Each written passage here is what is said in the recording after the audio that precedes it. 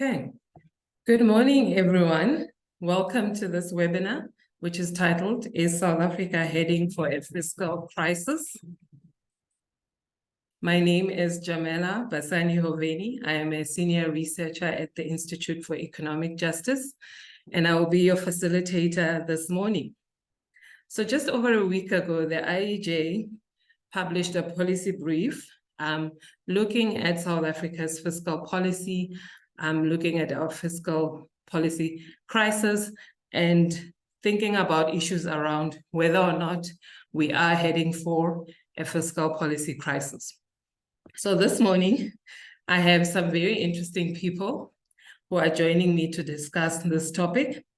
I have Dr. Gilad Isaacs, who is an executive director from the Institute of Economic Justice, who is also joined by three other panelists, Mr. Colin Coleman, who is a business thought leader, Tshidi Lencoasa, who is a budget researcher at Section 27, and Mr. Zweli, who is the General Secretary of COSATU. I will first like to invite Dr. Gilad Isaacs to just present some thoughts on this policy brief and the analysis that the IEJ did. And then I will invite the other panelists to comment. And I will introduce the other panelists a bit later once Dr. Isaacs has presented his thoughts on the policy briefs. So Dr. Isaacs, please, the floor is yours. Excellent, thanks very much, and really great to see everyone here. I think the chat's open, so people can feel free to introduce themselves so we know who's here. And thanks very much for attending. So yeah, I'm gonna kick us off. I'm gonna share a PowerPoint, if you can just bear with me for 1 second whilst I get that up. So as we know, we've been in a period over the last 6 weeks where there's been a lot of news activity on the purported debt crisis, and fiscal crisis, which we are believed to be entering into. We've also had a number of circulars and instructions from National Treasury to departments, as well as to ministries to radically cut spending. And we're going to be, as Jamela says, unpacking this here now. I want to make 6 key arguments here. The first is to argue that there is a budget mismatch. It is a serious one and should be considered seriously. The second is to argue that National Treasury, far from being the rescuer only from this, has actually played an important role in precipitating where we are now. The third is that this mismatch does not constitute a acute and immediate fiscal a crisis. The fourth is that South Africa does not have a debt problem; it has a growth problem. The fifth is that the proposed budget cuts are ill-advised, and the sixth is that there exist policies which can close the mismatch, preserve and advance access to services, and are fiscally responsible. So I'm going to take these in sequence.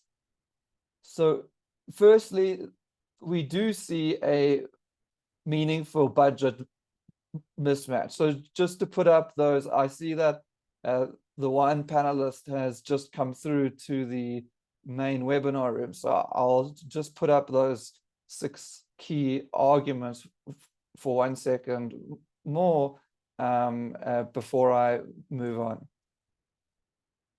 Okay, so the first is that there is a meaningful budget mismatch.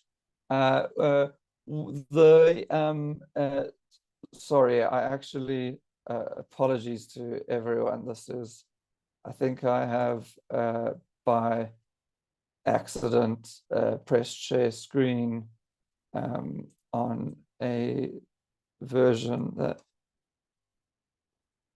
okay, right. Apologies for that. That there is a meaningful budget mismatch. The data is difficult to get exact figures from. Looking at the April to August figures, we project an almost 20 billion rand shortfall in that we've collected less than expected over that period. National Treasury for the same period projected 22 billion. So we're in the same estimation. By the end of the year, we project a 54 billion rand revenue shortfall. The main contributors to the revenue shortfall is a fall in VAT receipts, in particular, and actually an increase in VAT rebates, which some commentators have linked to rebates from solar rooftop installation. A fall in commodities revenue, both from corporate income tax and from royalties, and a fall in a number of other tax areas. There has, however, been strong revenue in other sectors, in retail, in finance, as well as in personal income tax. The expenditure overspend, which is harder based on the available information to estimate exactly, ranges from somewhere between 68 billion to 106 billion. And I'm going to unpack that a little bit more in a minute. The second main point is that National Treasury's actions have actually been a part of what's brought us here. Okay, the largest single part of the overspend is the public sector wage bill in excess of 35 billion, in which Treasury deliberately budgeted a small and unrealistic percentage increase. There's been overly optimistic growth projections, a deliberate non-planning on other foreseeable expenditure, and then elements less in Treasury's control, especially a loss on the exchange rate of about 5 billion rand. But there's no doubt that the overspend is to a significant extent because items that should have been budgeted weren't budgeted for.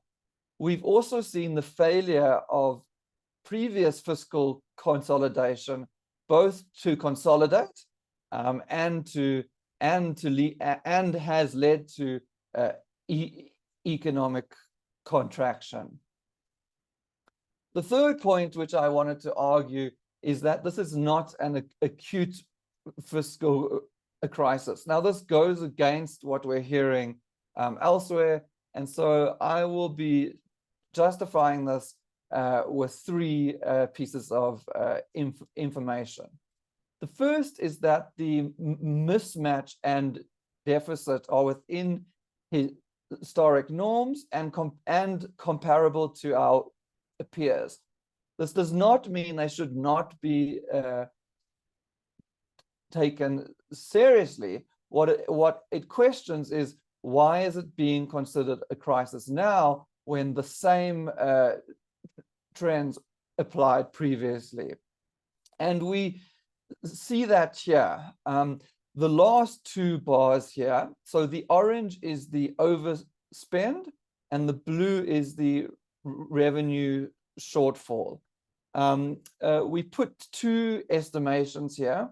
The first was our original one based on only 4 months of information, and the second is the updated one. Just to say, the updated one also matches with analysis from other entities. For instance, the Bureau of Economic Research at Stellenbosch also estimated the shortfall at 53 billion. So as we can see, the revenue shortfall is within historic norms, in particular between 2017 and 2019. The expenditure overrun, depending on its size, is likely to be larger and is of concern, but is within our ability to make up, as I will show shortly. And of course, it is worrying that the two are compounding each other. This shows our deficit over the previous years. We project the deficit, if no changes are made, to be just over 6%. It was originally aimed to be around 4%. And once again, this is whilst a deterioration, not out of sync, for instance, with previous years of 2019. What we also see, and this is the IMF forecast, they forecast our deficit at 5.9%, which is almost exactly the emerging market average, as we see by the first line, and very much in line with other countries of a similar development and size.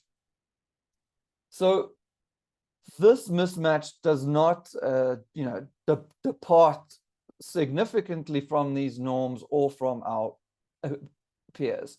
The second point is that we do have significant pools of idle resources and retain strong access to bond markets, although internationally there has been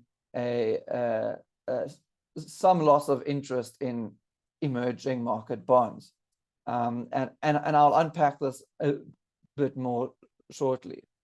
The third is that even if the entire mismatch was closed by increased borrowing, this would only raise debt modestly. So this rather full graph shows the projected debt from various medium-term budget policy statements and February budgets over the last 4 years. Okay, in particular, the COVID years obviously showed a projection of much higher debt levels. In 2021, we projected that debt would stabilize at around 88% in 2025, 2026. And National Treasury referred to this at the time as a sustainable and favorable, not a favorable, but a sustainable and reasonable stabilization level. Okay, even if we look at the medium-term budget in 2021, it's above where we are now. So where we are now are these three lines very near each other. The lower of those three lines, which is a turquoise line, is what National Treasury aimed for this year. The two lines above that are if we had to make up the entire revenue shortfall with increased borrowing, or if we had to make up both the revenue shortfall and expenditure overrun. And as we can see, what this does is raise debt between 1 to 2 percentage points roughly, okay, which is certainly a sustainable level of national debt.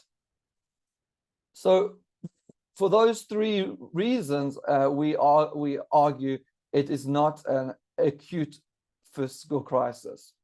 My fourth main point is that we have a growth, not a debt problem, right?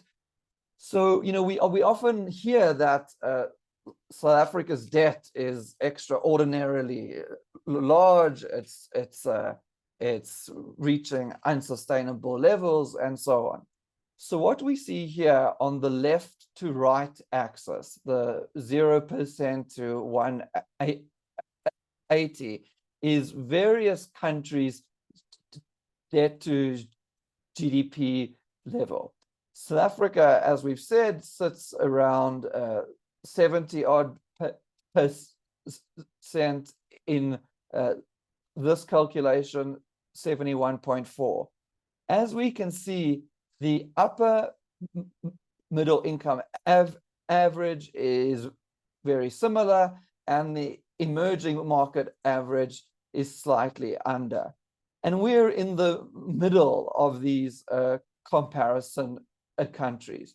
And most of that is borrowed in rands, which does not expose us to exchange rate mismatches. What this graph also shows, though, is that South Africa sits relatively high. So the vertical axis is the percentage of interest payments as a share of GDP. And we are paying a higher percent of our GDP on interest payments. And what this means is that whilst our debt is not extraordinarily large, it is more expensive than is the norm. And what this indicates is that there is not confidence in South Africa's current growth path. And therefore, we are being charged a premium on that cost of debt. We see that here, where this is South Africa's 10-year bond yield, and we're in the upper third in comparison to these other countries. We see here that this graph shows two important points. The first is that the debt has become more expensive, okay? This is the interest rate on various debt maturities from 3 months to 30 years, okay? And the lower line is 2020, and the upper line is 20 23. Okay, so our debt has become more expensive, and what we notice here is that our debt is far more expensive when it is long term, which once again illustrates a lack of confidence in our economy. What all three of these graphs also highlight is that the key debt variable which we should be concerned with is not the size or magnitude, but the interest rates which we are being charged. And I'll return to that in a minute. The fifth main point is that these cuts are ill-advised. And the reality is that these cuts will cause economic contraction. We'll hear in a minute their likely impact, for instance, on things like health and education. But we know that these cuts, particularly, for instance, the National Treasury's antipathy to the SRD grant, will literally push people into starvation. What we also know is that this has a negative impact on our long-term economic prospects. So, for instance, recent research shows that a 1.5% cut in relation to GDP leads to a fall of 3% even after 15 years. The IMF itself says that on average, fiscal consolidations don't lead to a reduced debt ratio, in particular during periods of poor economic performance. And yet we've seen a dogmatic and ideological commitment to such budget cuts. My sixth and last argument is to say that there are policy options which exist. So the first of these is how to solve the immediate mismatch. And we put forward two options here. The first is that there are 459 billion rand sitting in an account with the Reserve Bank called the Gold and Foreign Exchange Contingency Reserve Account, which essentially is funds which have accrued based on fluctuations in the exchange rate and gold prices, the exchange rate in particular. Now, almost all central banks transfer this back to their national treasuries every year. South Africa is an anomaly that this accumulates year after year. It is periodically settled. So in 2003, this account was actually in a deficit, and over 4 years, the National Treasury paid into it an amount of 28 billion rand. So it can be drawn on in the opposite way and is relatively simple to access. The second is, as I showed earlier, even if we decided to adopt a short-term debt measure where we increase borrowing whilst sorting our house out, it would only increase debt to GDP by approximately 2 percentage points. The second policy pathway is to raise additional revenue. And this would mainly take place from next February onwards. Firstly, there is significant income support which goes to high income earners.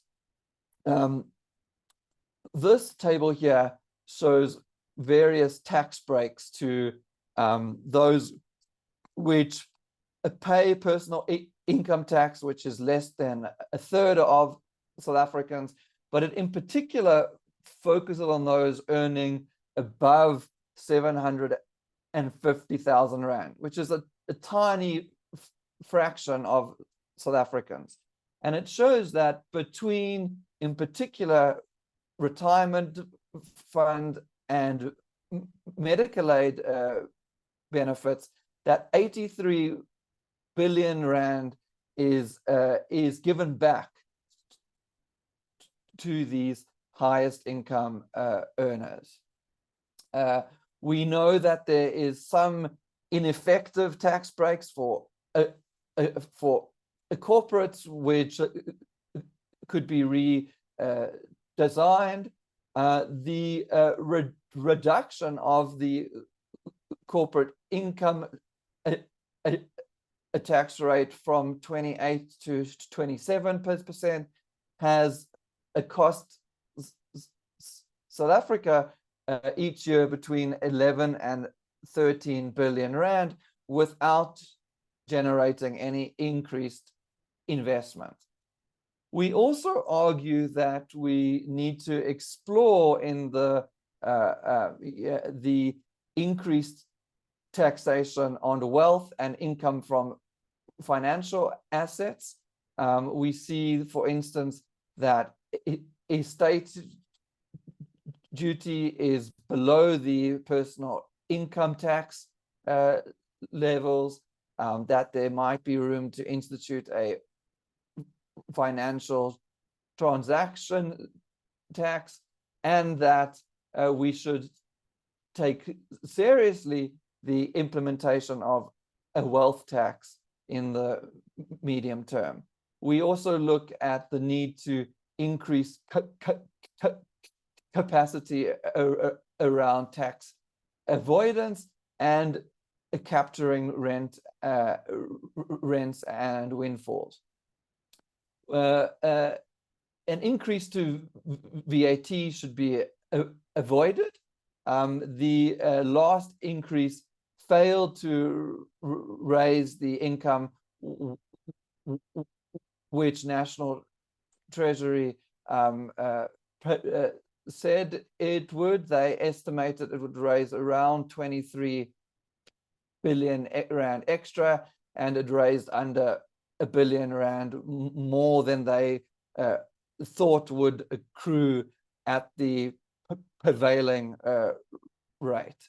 It also makes the tax mix more regressive and disproportionately impacts poor and low income households. The third is that, as I've argued above, the key debt factor is a cost of borrowing. So we need to move. We have an extraordinarily ultra long-term debt. The Reserve Bank itself has highlighted this as a concern, and we should be shifting some of that towards cheaper short and medium-term debt.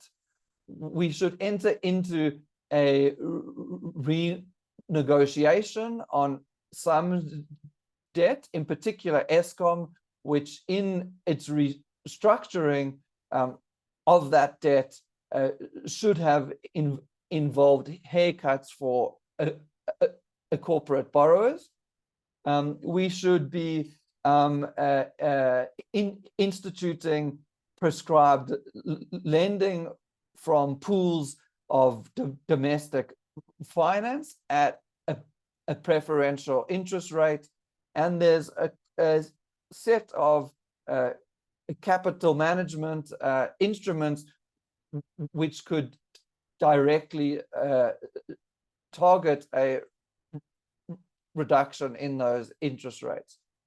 Lastly, we do not in any way oppose a considered, consultative, evidence-based expenditure review process. In fact, this is essential that we look at where there's wastage, where there's excess of spending, but also where there's underspending and where spending needs to be increased. And we take a year or so to engage in a proper process, not an institution of across the board expenditure cuts.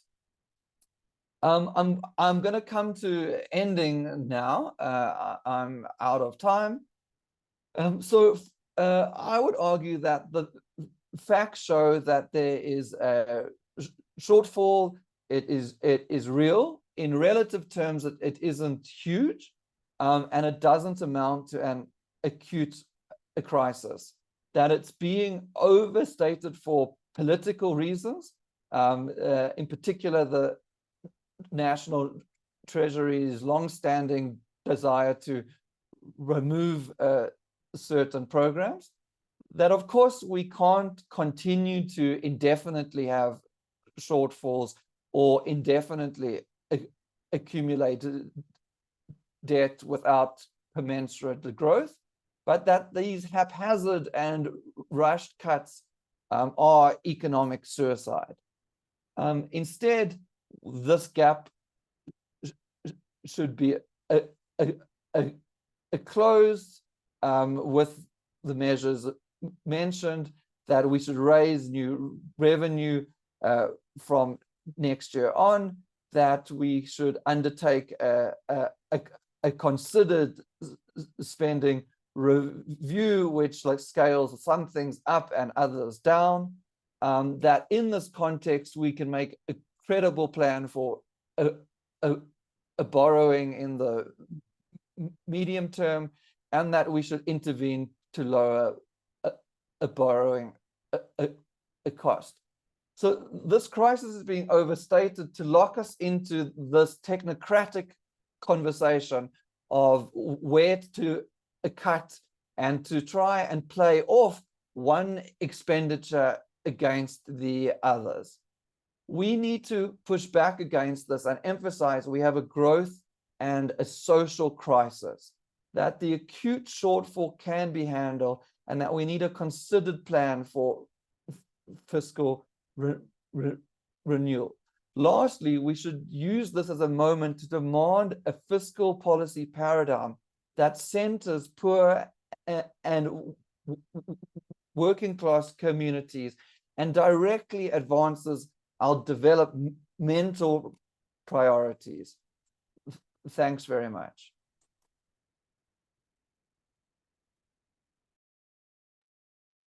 Thank you, Gilad, for that presentation, which was very insightful. I would like to invite our two panelists. We only have two. It seems Mr. Vavi is not here. Just to comment, share their thoughts based on their own work. And the first panelist that I will introduce both, and then they can both speak one after the other. So the first person is Tshidi Lencoasa, who is a budget researcher at Section 27. She focuses on fiscal policy to advance socioeconomic rights, also in the climate change context. She also serves on the, I think it says the steering committee of the Budget Justice Coalition and Imali Yetu. She's an alumni of Wits University and the University of Sussex, and a Mandela Washington 2023 Fellow. I would also like to introduce Mr. Colin Coleman, who is a business thought leader. He's currently the co-chairman of the Youth Employment Service, which has provided a lot of opportunities for the youth. He's a distinguished fellow at INSEAD, and he is a former partner at Goldman Sachs, where he spent about 20 years of his 25-year banking career. So let me start with Matshidiso, and because we have quite a bit of time because the other two panelists are not here, I will give you 10 minutes just to share your thoughts and insights and comment on Gilad's presentation. Thanks, Tshidi. Thank you so much, and thank you for pronouncing my surname perfectly, Jamila. Yeah, thank you everyone for the opportunity to reflect on the human rights impact in budget decisions. Gilad has illustrated or explained earlier, referring to these budget cuts as ill-advised. And so for some context, on the 15th of September, the South African government began implementing cost containment measures in a bid to improve our public finances. And as Section 27, we're a public interest law center. And so we work on advancing the constitutional rights to education and healthcare. These cost containment measures find the country in a state of under-resourced public services, so under-resourced public health system and an under-resourced public education system. And there have been many years, over close to a decade, of real-term budget cuts that have threatened the provision of education and healthcare and public services. And this is particularly pronounced in these challenging times that the country finds itself, economically challenging times, and it also has long-term implications. As we know, education is an investment into the future, healthcare in the same way. So this year, the healthcare budget received a 4.9% real-term cut, which constrains the ability of the Department of Health and healthcare facilities to provide healthcare to 84%, estimated 84% of the population who are uninsured, who do not have medical aid and rely on public healthcare. The education budget also received a real-term cut this year of 2.4%, which reduces the funding available to provide education to nearly 13 million students. And these effects are likely to be seen. We are already seeing the impacts of it today, but we'll probably go on to see that effect in a few years' time. I believe our former Deputy President, Dr. Phumzile Mlambo-Mngcuku, actually described this as load shedding of our learners. So we're concerned as Section 27, and also I believe I could extend this to civil society who work on the attainment of these rights, that these measures and these budget cuts and austerity measures, fiscal consolidation measures, reduce the available resources to provide healthcare and education services to the majority of the country, and that they may derail our country's efforts to overcome gender inequities, because it is the women of this country who carry the burden of austerity, even though it affects everyone in the country. We call on government to take a leaf out of the IEJ and civil society's book of exploring more equitable funding alternatives that do not further disenfranchise the most vulnerable communities in this country.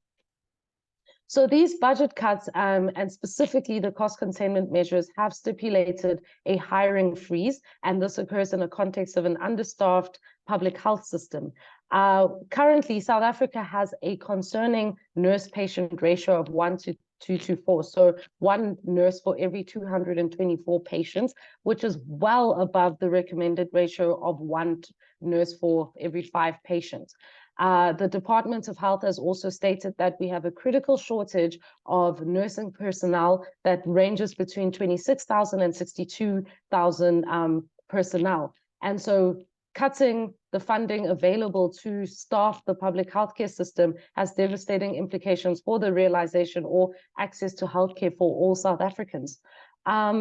This trend also extends to basic education staffing. So a decade ago, or just over a decade ago, in 2012, there were 41 education personnel for every 1,000 learners, which is not great, but by 2021, this number had dropped to 37 for every 1,000 learners. This has implications on overcrowding, and we know that in South Africa, being such an unequal society, it means that some schools that this number is more concentrated, or how there have been reports on the ground that they have, that there are many learners, especially in underserviced communities, who are being squeezed into classrooms. So there's overcrowding. Particularly, reports that shocked us were reports of 70 learners being squeezed into a single classroom. The cost containment measures also stipulate infrastructure project halting. So this occurs while we still have schools, like more than 3,000 schools in the country that have unsafe pit latrines, in a context where we still have healthcare facilities that are built with inappropriate and unsafe materials, including mud. And this is more pronounced in rural communities in the country. This overcrowding and this poor infrastructure and the restriction on our ability to uphold or to create healthcare facilities that can withstand particularly climate change implications. So resilient healthcare systems and education systems has implications on our education and healthcare outcomes. And it is unlikely at this rate that we will meet the goals that we had as a country by 2030, as stipulated in the NDP. So these budget cuts affect all South Africans, as we have mentioned, and I think we all feel that, but they disproportionately impact women for a few reasons. So firstly, we have this phenomena called the feminization of poverty, where women-led households in the country are 40% poorer than ones that are led by men. And this gap has been widening over the past decade. Unemployment also is experiencing a feminization phenomena, where 47% of South African women in 2022 were recorded as economically inactive, which is considerably less than the 35% of men that were recorded as economically inactive. And in South Africa, unfortunately, the face of unemployment is the young Black woman. We also live in a global society where unequal gender and social norms prevail, and this is reflected through the unpaid care work burden being carried by women. So when public sector services are cut, when there are budget cuts, it is women who fill the gap and mask the impact of these by increasing our unpaid care work. We also see this on the ground. So we've seen this as there have been reports, particularly for the school nutrition program, which, while it does receive above inflation increases, these increases or funding allocations are below the food inflation rate. And so it means that there's often not enough money, and especially there've been reports in the Eastern Cape, not insufficient resources to feed school children. And there have been reports of women taking money out of their own pockets to fill this gap that was created by these budget cut decisions. These reports also extend to early childhood development in a sector where 95% of people employed are women. In the healthcare space, budget cuts disproportionately impact women because women, as we know, have specialized and differentiated healthcare needs, and coupled with these unequal gender norms, and mean that we rely on public healthcare services more. There's a disproportionate prevalence of HIV and AIDS among my demographics, so young Black women. And we, of course, have reproductive and maternal health service requirements that the public healthcare system needs to provide for. And of course, with the prevalence of gender-based violence in the country, we require interventions like life-saving care and psychosocial supports. Over 90% of nurses in the public healthcare system are women. And so it is us women who struggle, who are on the foreground, on the ground, trying to make an underfunded, under-resourced system work. And these budget cuts seem to we'd reiterate okay, just have 1 minute. So reiterating what Gilad has said, that they have, they're ill-advised in the sense that they have not considered the gender inequality. So I will close off by saying that we support the IEJ's approach to proposing funding strategies that are equitable and redistributive, looking at fiscal expansion, progressive revenue-raising mechanisms to counter this narrative that it is human rights, that is our health that must be sacrificed for fiscal health, We recognize the country's fiscal challenges, but we also believe that this could be an opportunity to shape a fiscal response that finally centers human rights. I'll leave it there. Thank you very much. Thanks, Tshidi. Just before Mr. Coleman speaks, I just wanted to invite everyone to use the chat, the Q&A, to just start putting in your questions so that we can, they can come through and then we can have a moment later to discuss. Mr. Coleman, you have about 7 minutes. Thank you. Thanks so much. You can hear me fine? Good.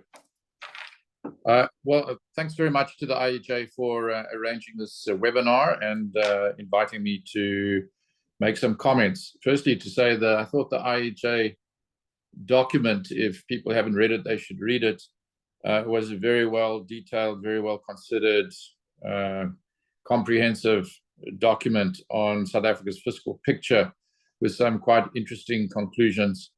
And I'll give you my views. There's no doubt that after 15 years of growth, of economic growth of around 1% and population growth, according to the latest census, of around 1.8%, South Africa is getting poorer. Our 42% unemployment rate, rising, rampant organized crime in South Africa alone are indicators of a socioeconomic crisis.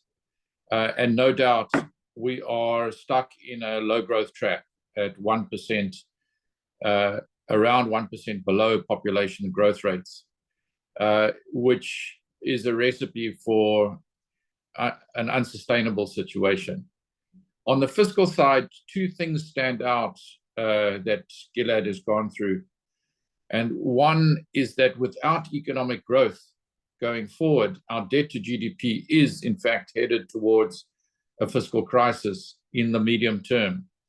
And our cost of debt as a percentage of GDP is too high, even if our current debt to GDP, as Gilad has communicated, is not out of whack with emerging market comparables. So an economic growth strategy is absolutely key to us unlocking this. This is not an immediate short-term fix. There is no magic short-term fix to that.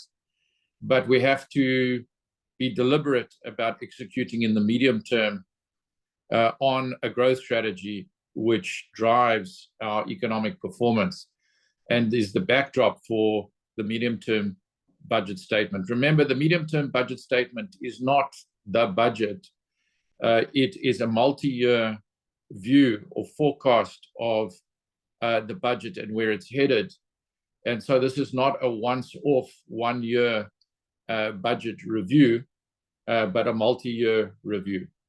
The second thing on the fiscal side I want to point out is that relative to our economy, our public sector wage bill is too high, and our consumptive expenditure as a percentage of our overall expenditure is too high. That is crowding out investment expenditure. And lastly, that any review, and our last speaker hinted at this, any review of the performance of that same public sector wage investment on the output side, our life expectancy, our education outputs, and so on, are poor by comparison to our investment. So we have to get our outputs up. So again, two things. One, we have to get our economic growth strategy. And two, we are going to have to fit our cloth and review our public sector wage bill. The third point I want to make is that we in fact have, in the very short term, in the immediate term, we have limited levers or variables or fiscal tools available. So when the question is asked, are we in a fiscal crisis? I think it's code for not so much the answer of whether we're in a fiscal crisis, but do we agree with the measures that the authorities are suggesting, which does amount to a path of fiscal austerity in the short term, with other measures that they have in mind. And so I think that it's not so useful to talk about whether we're in a fiscal crisis, because in the longer term, if we don't course correct, we will be in a fiscal crisis. But rather, what are the measures available for us to think about course correcting and going in a different direction that will result in a sustainable outcome and a positive outcome for the country. So just talking about these limited tools, let me go through it as far as I see it. One, the social relief distress grant is not a tool that we can play around with. 8 million people on the social relief distress grant earning a paltry 350 Rand is what keeps those people between, as Gilad correctly said, between survival and starvation. And if we ended the SRD grant, I think that if you had to ask an audience of business people, they would agree, never mind, the NGOs and people on the ground, they would agree that it would be effectively a catalyst for a social revolution, an immediate social revolution, which we can ill afford. So this is not a tool that we can play with away from the humanitarian issues involved and the moral issues involved with removing that grant. So that is not something that is conscionable. Two, in my view, we cannot increase any form of income tax brackets without damaging the economy, whether it's VAT, personal income tax, or corporate income tax. It's a subject of a longer discussion, but in essence, that will not result in a good outcome. Neither do I think we can look to once-off events like the gold FX exchange reserve that's been pointed to for fixing medium-term budget outcomes.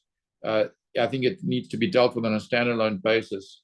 But we certainly can, and Gilad talked about review the tax breaks and rebates.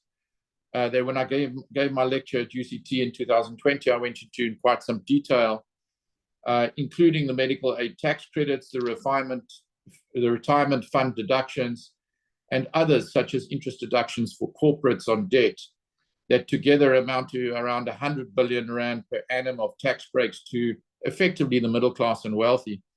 And so whilst I don't think it would be advisable to wholesale eliminate those tax credits, a review should certainly be conducted. And I believe that one could probably find 50 billion Rand of those credits that one could, with a smart financial engineering, review.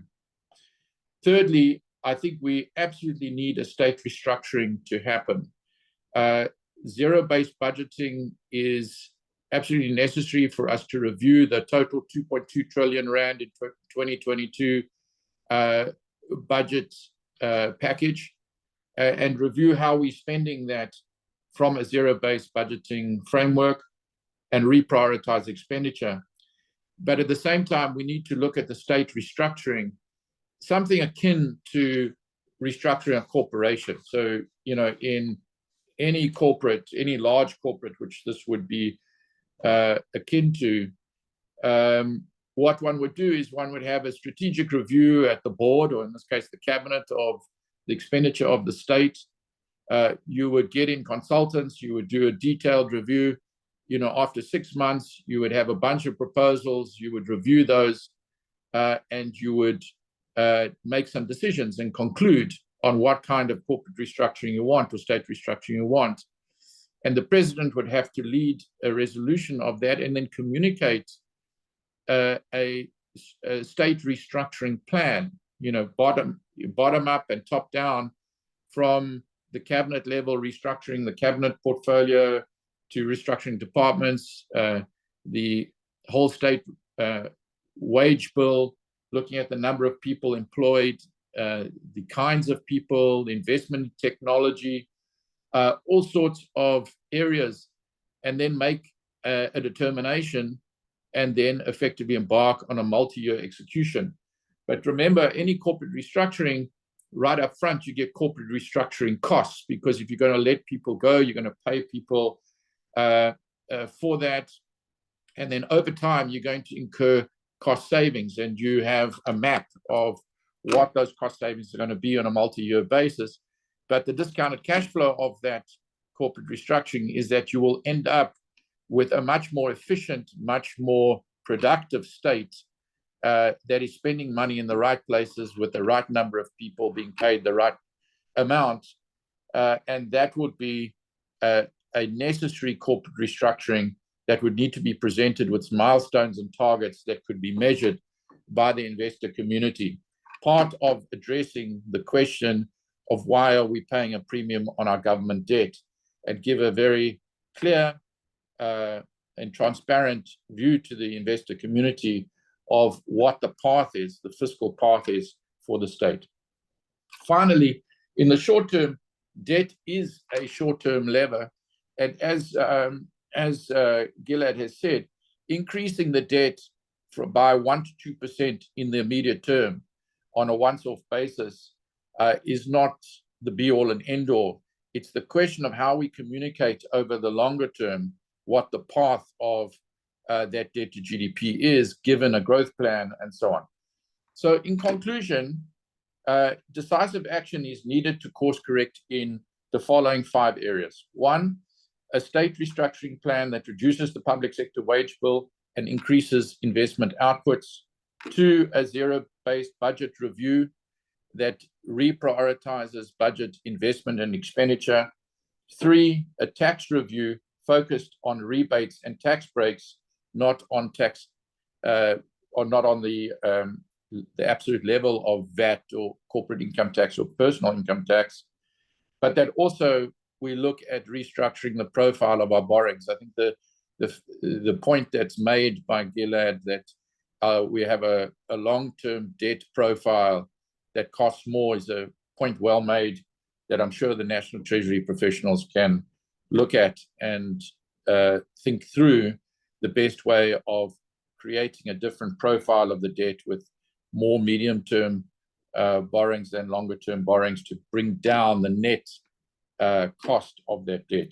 Fourthly, we need absolutely to put a significant amount of effort into our growth plan in 3 areas. 1 is stimulating micro enterprises. I've called for a 12 billion rand investment, which is insignificant. It's about it's 0.3% of our debt to GDP, but would make a very impactful investment of around 5,000 rand once off in 2.5 million micro enterprises that affect millions of employees. 2, stabilizing Eskom and Transnet, and as part of that, concessioning ports, rail, and fast-tracking IPPs in energy, whilst mobilizing an army of private sector experts into the state to assist with increasing state capacity. And then thirdly, as part of that economic growth plan, to reform our industrial plan. And I've called in an article I wrote in the Sunday Times for 24/7 production in shifts to expand production and investment in the productive sector, eliminating red tape, and thinking through a constructive package of incentives to attract the world's largest companies to invest in South Africa and expand our manufacturing, technology, and services sector, including tourism in South Africa. And then lastly, decisive action will be needed to communicate publicly this plan, both this fiscal plan and this economic growth plan, as a credible plan to investors to demonstrate on a multi-year basis over a 5-year period how we're going to take our current debt to GDP over time down, whilst over the same period of time restructuring the state, increasing investment, increasing economic growth. And my experience is that when you present a credible plan, that's a multi-year plan, that's transparent on investment at the same time as targeting growth, rating agencies and investors will give you the credit, as long as over time they are able to measure those deliverables and those targets and they can quantify what to expect over that period, that is a credible path that we could go down. So in summary, the last thing we need to do is panic. We need a smart plan today which plots out over the medium term what it is we are going to do to invest and grow the economy, how we are going to bring our fiscal crisis and moderate it, mitigate it with these measures. But at the same time, it's going to require all the social partners, whether it's the public sector unions, whether it's the government itself, whether it's businesses and communities, to collaborate for the greater good. With that, I'm going to pass it back. Thanks very much. Thanks, Mr. Coleman. We do have a representative from the labor movement. We have Mr. Tengo. I'm not sure if it's Mr. Tengo Tengela or Miss Tengo. I was trying to quickly look for your bio, but welcome. If you can just unmute yourself, you have about 7 minutes. Jamela, sorry, I saw that like Mr. Vavi was on, but he seems to have sort of dropped off now again. Okay.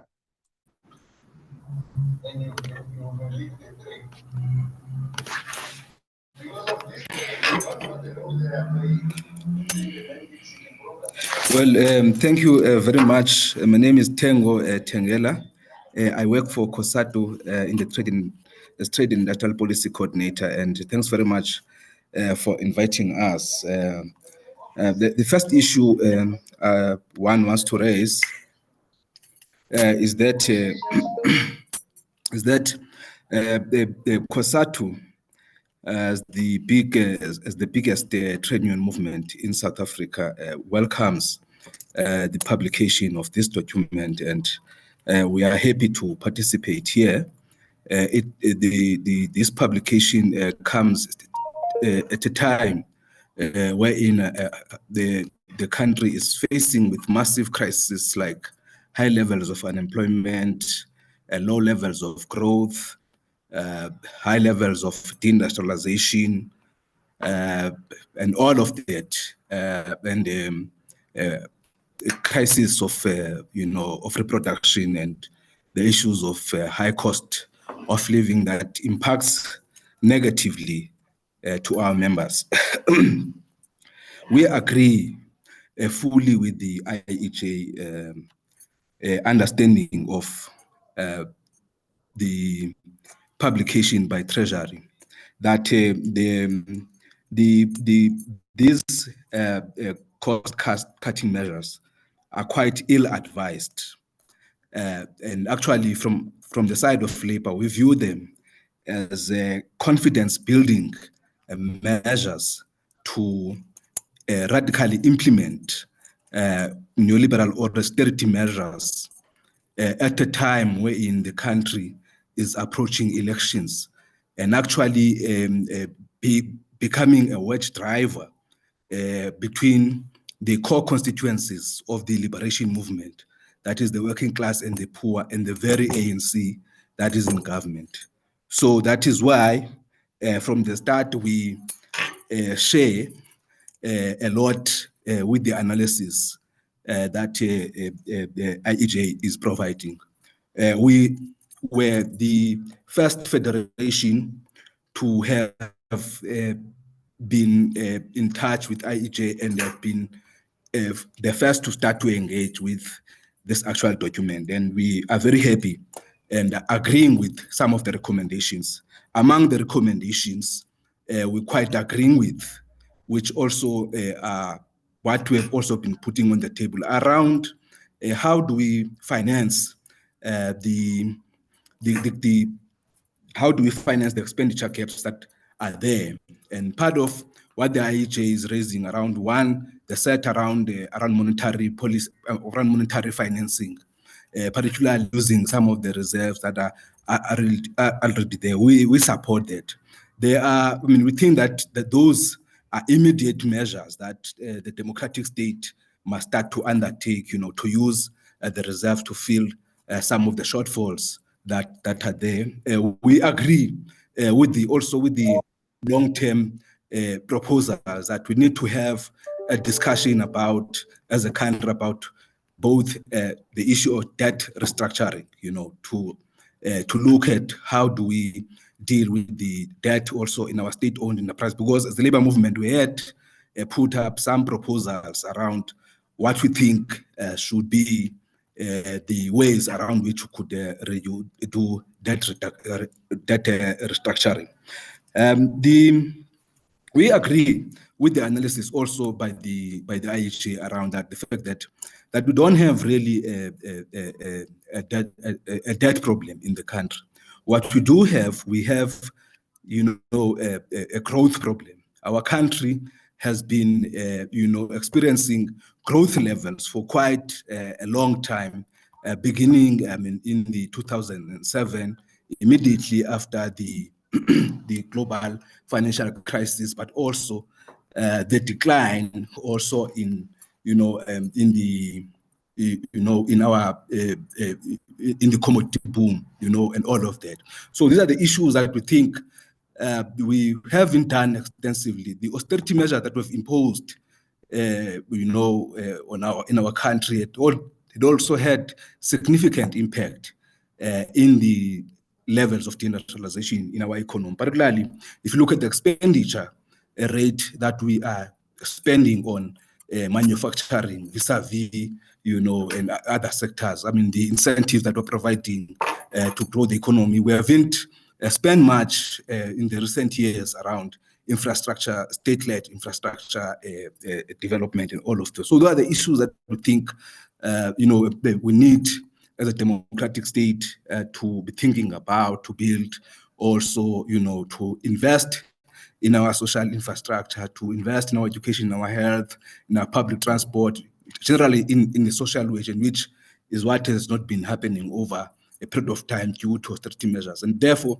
we agree with the analysis that also fiscal consolidation has not been able to lead to such consolidation. What has happened, the fiscal consolidation and austerity measures have had a negative impact also in the growth of our economy. We've seen the growth in the manufacturing, most of the sectors which could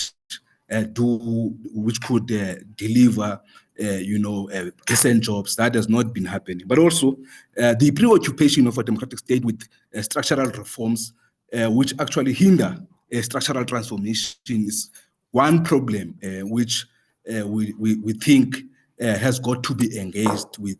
Overall, was given the time constraint that I have, overall, we endorse this document, and actually some of its proposals are part of COSATU's proposals as we engage both in the alliance, but also at the level of at NEDLEC with other social partners. So we will constantly be engaging with IEJ to solicit some of their wisdom on some of the issues that we may want to get some assistance on. But overall, we agree and welcome the publication of this document, and will use it quite effectively in our engagement. Thank you very much. Thanks, Ms. Tengo Tengela. Okay, I would just now like to open up the discussion for debate or any questions from the floor. I see there are quite a few questions here on the chat, and some of them are quite specific. They are, specifically directed to a specific person. So I just want to ask the panelists to just have a look. And then maybe what I'll do is I'll take one or two questions, and then I'll allow the panelists to summarize in 2 minutes. So in that 2 minutes, you can basically just summarize after having looked at the questions.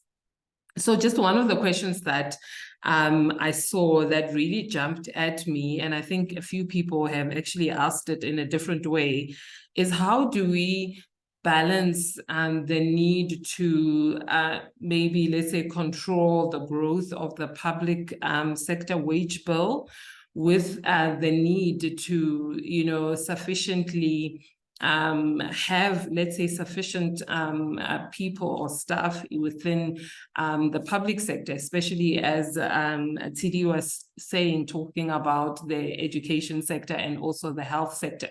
So how do we balance those two things? Because they seem to be sort of in conflict or competing with each other. So I will just allow anyone who would like to take that question to, basically take that.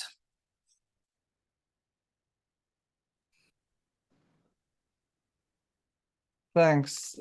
I don't know if other colleagues want to, I did want to come in on that, but I'm happy to wait if other colleagues want to go first. And I think this is a really important issue, and I would say a few things. And this might differ sort of slightly from Colin's take on this, which is that I do think the it's a legitimate question to assess how the public service is staffed and what that costs us. So three main points. The first, and there was an interesting article by the acting DDG in the Department for in DPSA, and he writes correctly that currently we've got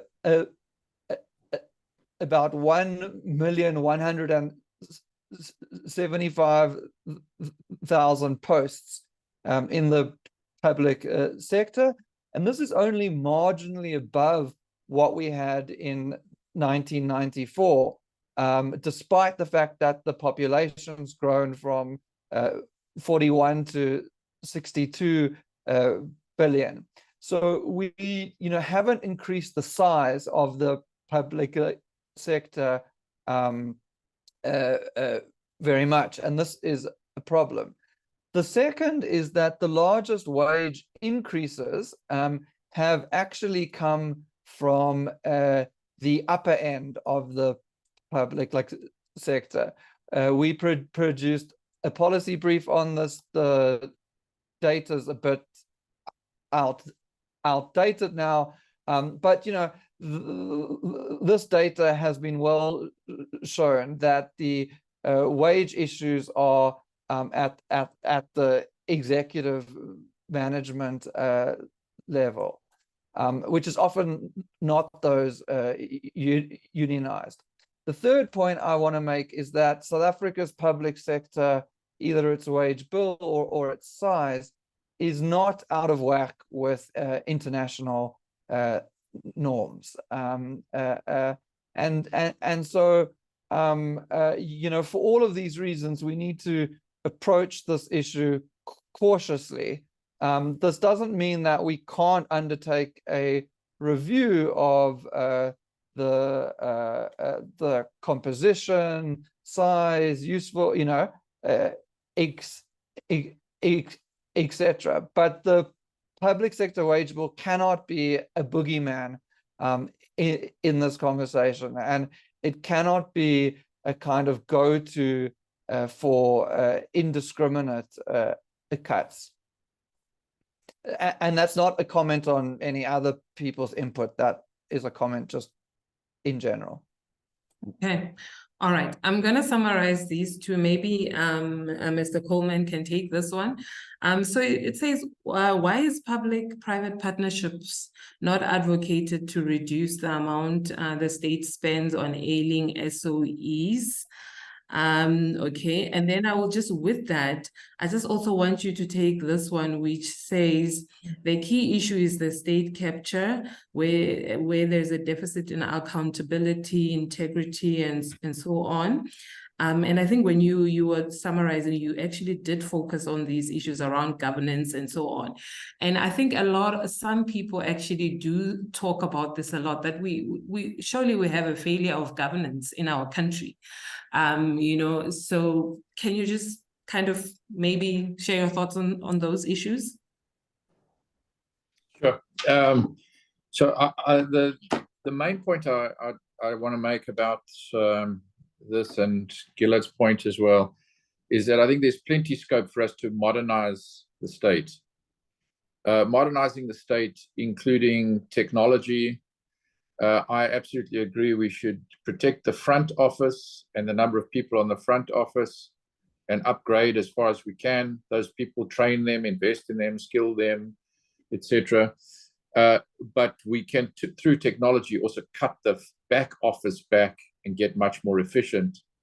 So, you know, in a digital age, our ability to get a whole bunch of the processing of home affairs documents, health, you know, records, education records, all sorts of things onto a digitized app. You know, these are things that modern governments are thinking through in places like Estonia. We should absolutely be doing that. We should be thinking it through. We should be working out ways to get much more efficient in the state. With regards to some of the more front-end fiscal issues. So it's been a common point of view. We actually haven't stated it here that in fact, over the last 3 years, and part of the reason why, if there's a fiscal crisis is coming now, is because for the past 3 years, there was a surplus from the commodity boom of around 100 billion rand. The Treasury underestimated revenues by around 100 billion rand each year for the last 3 years. And, you know, we're now going to face the swing where those revenues are going to undershoot forecast, and the expenditure is going to overshoot forecast, therefore bringing about the swing that Gilad has talked about, and that is bringing the fiscal issues into focus. But in fact, we're in a situation where on a Rand translated basis, actually the commodity takes of the mining houses in South Africa is still very high. So you look at platinum, gold, and coal as a composite, that's the majority of commodity revenue. On a Rand translated basis, we're still in the top quartile of a 5 to 10 year cycle of commodities. And so the issue is not the Rand commodity prices. Actually, it's the fact that our volumes have declined because of roads, ports, and rail failures and energy failures in South Africa. And so that is why it's so key to get the volumes up. And you will recall, you know, the building of toll roads, which was done under the Mbeki administration, or in fact, under the Mandela administration, when Mac Maharaj was Minister of Transport, and Ketsa Gordon was Director General of Transport, Nazir Ali formed this SANROL at the time. They effectively concessioned the N4 and the N3 toll roads, and we had just come to the end of that concession period. So those toll roads, which were built at the expense of the concessionaires, have been returned to the state, and those roads have been returned in very good condition to the state. So the state continued to own them. It's exactly the same. We had to do a concession of roads and rail, ports, concessions, and so on. You're not giving up state ownership. You're just concessioning to the private sector to make your investment, effectively invest your capex to get production and volumes up. And that's absolutely what we need to do at this point in time, is get our volumes up and be pragmatic and rational and non-ideological about how we're going to get the most out of the current situation. So I'm not, to somebody's, I think it was Brusani's comment on the chat, suggesting a wholesale privatization of the state. I'm suggesting that we're smart in our engineering of our finite resources and use the excellence of parts of our private sector to invest in ports, rail, so on and so forth. But at the same time, you know, we absolutely need to maintain our investment in nurses and teachers and so on. I'm part of Phumzile Nguka's literacy panel, and one of the conclusions you have to reach when you look at that is that our teachers are not fit for purpose when it comes to training literacy in the classrooms, and they're not given the tools that are necessary to do it. And the age profile of those teachers is now reaching a bit of a cliff. So we need to reorient and reinvest in the teacher base. So, you know, this is not an ideological conversation. This is a, how do we get efficient about getting bang for our buck in all areas of the economy? Thank you. Thanks, Mr. Coleman. Okay, let me bring in Mr. Tengela. There's a question here about, and then Tshidi, you will be last. Okay, so I think this question was meant for Tshidi, but also it says the labor representatives, if available. It says, what strategies have public service workers employed to contest these proposed budget cuts?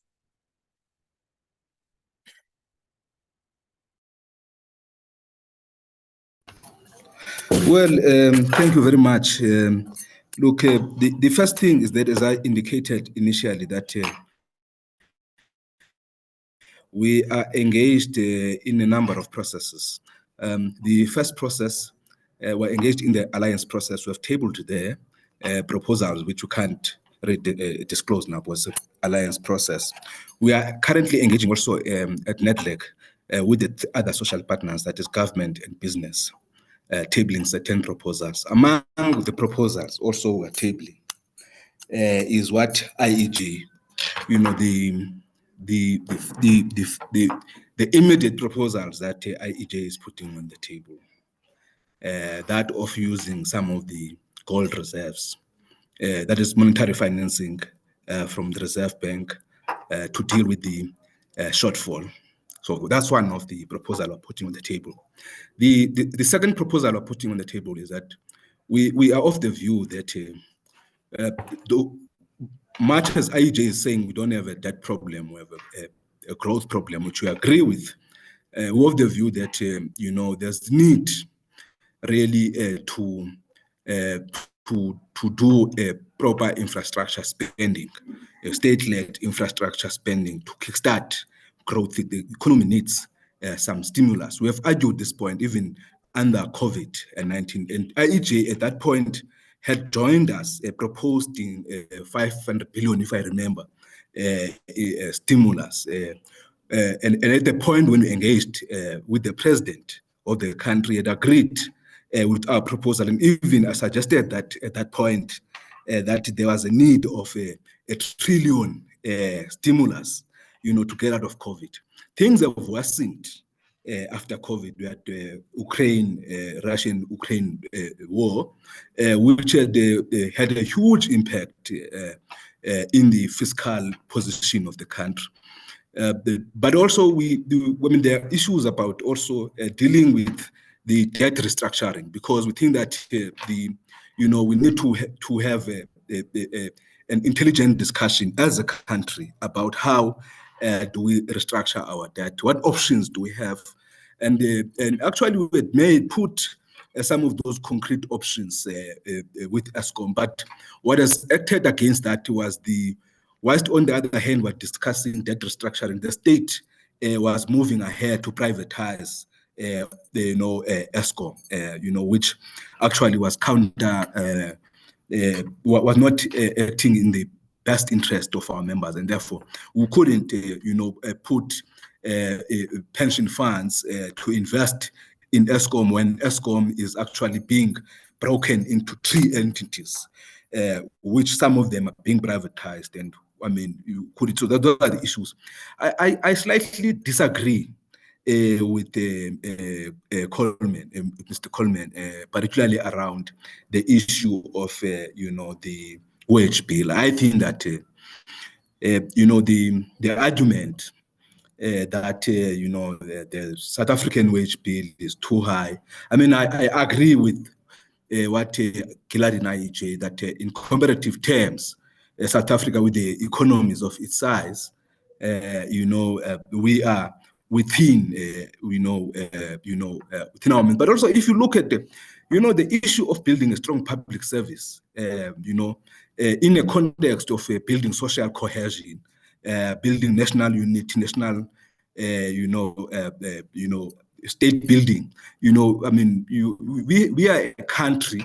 Really, if you look at, I mean, you just have to go to Home Affairs just to see how, how our public service is not adequately resourced. Where you could see in the frontline desk, where you supposed to have 5 people who are serving, the people who need service, but you get 2 that are there because of the austerity measures that have been employed.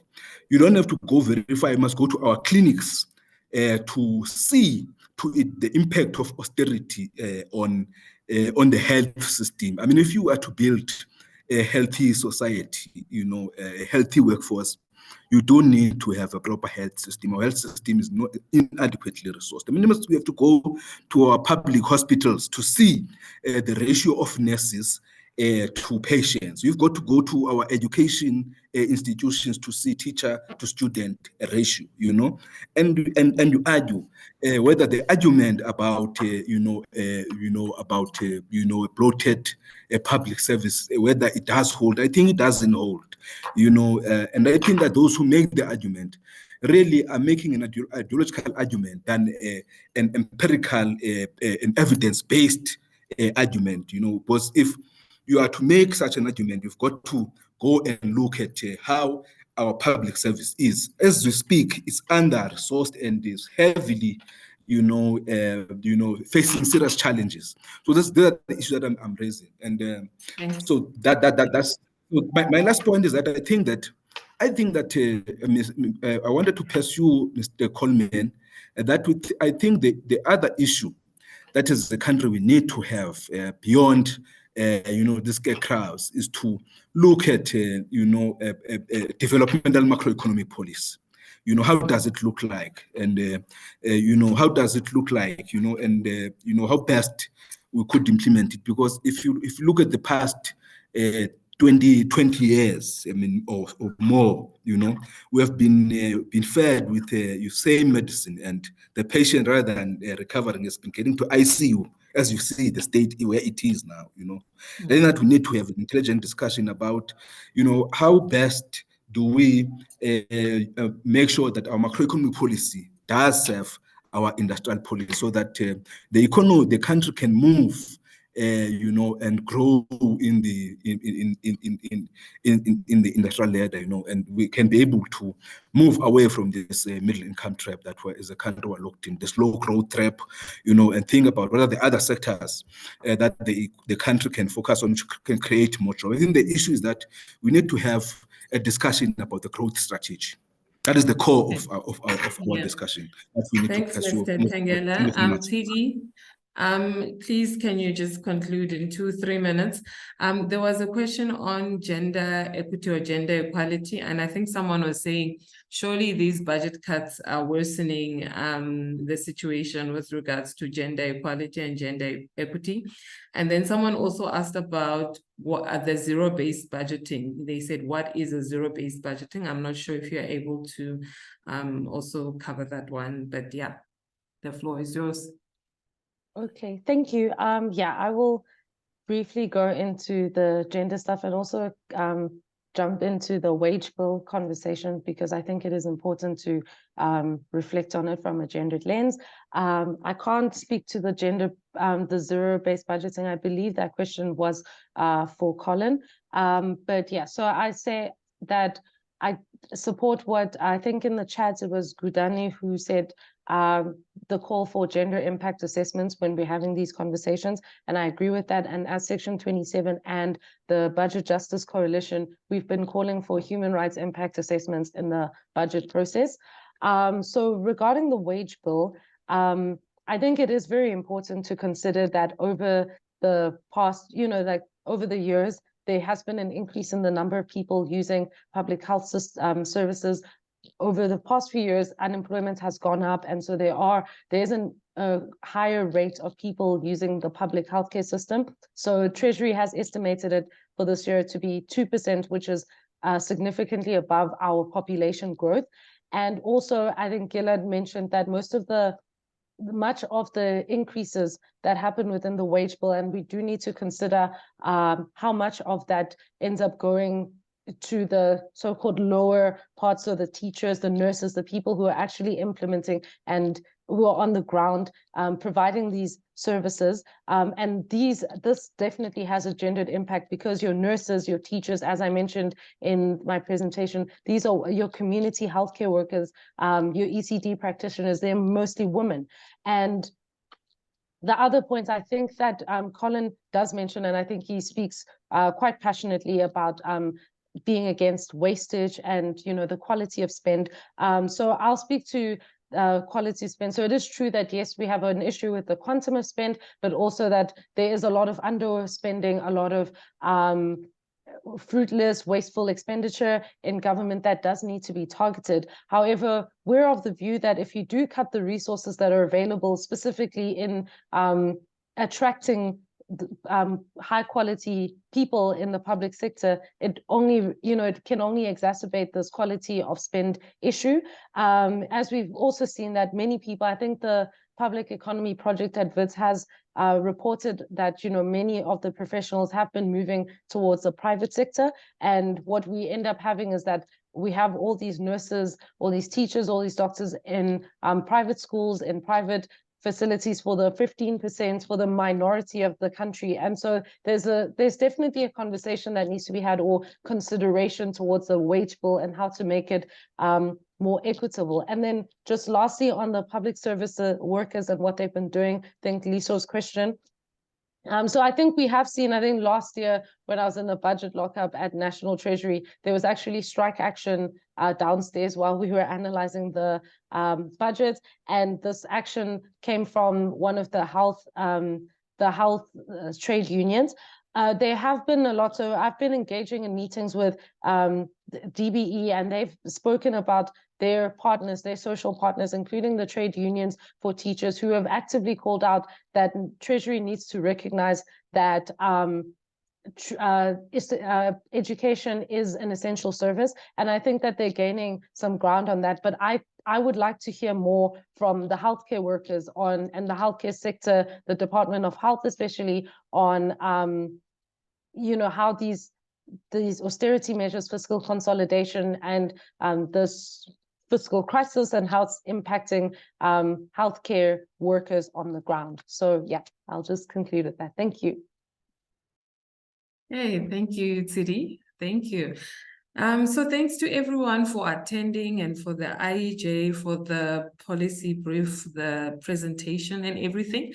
I think this is such an important discussion, as we can see with the questions and the fact that we ran over time. So maybe we need a full day, we need a conference on this. But yeah, it's been really great. Thanks, everyone. And yeah, goodbye. Awesome. Thank you very much. Thanks again. Bye. Thank you, everyone. Bye. Thank you very much. Thank you. Bye.